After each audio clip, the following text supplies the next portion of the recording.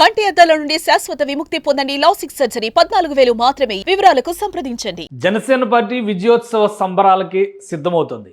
జయకేతనం పేరిట ఆవిర్భావ దినోత్సవ సభని నామకరణం చేసిన తర్వాత దేశ విదేశాల్లో జన సైనికులు ఉత్సవాలకి సన్నద్ధమవుతున్నారు. 14వ తేదీన ప్లేనరీ, దానిలో భాగంగానే భారీ బహిరంగ సభ, ఇవి రెండు షెడ్యూల్డ్ పిఠాపురం వేదికగా జరగబోతున్నటువంటి జనసేన సంబర సంరంభం అది.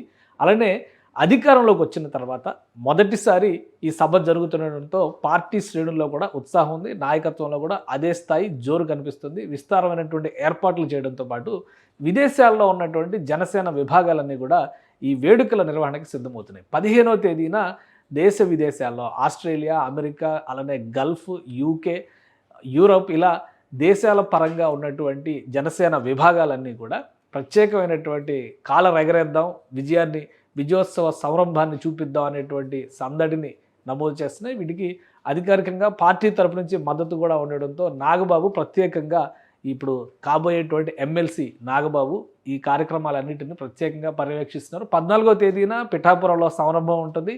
ఆ తర్వాత ప్రపంచవ్యాప్తంగా ఉన్నటువంటి జనసేన విభాగాలు, జనసేన శ్రేణులు ప్రపంచవ్యాప్తంగా 15వ తేదీన ఈ వేడుకలు నిర్వహించడానికి సన్నద్ధమవుతున్నారు.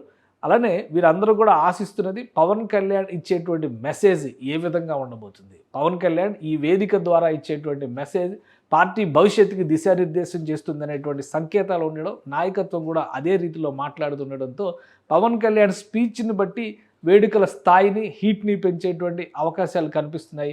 దేశ విదేశాల్లో ఉన్నటువంటి జన సైనికులందరూ కూడా ఒక చోట వేదికగా, వేడుకగా గుమికూడి పవన్ కళ్యాణ్ ఇవ్వబోయేటువంటి ప్రసంగానికి కృతజ్ఞతలు చెప్పడంతో పాటు భావి కార్యాచరణని ప్రకటిస్తారనేటువంటి సంకేతాలు కనిపిస్తున్నాయి. సుమన్ టీవీలో మీ పర్సనల్ అండ్ బిజినెస్ ప్రమోషన్స్ కోసం కింది నెంబర్కి కాంటాక్ట్ చేయండి.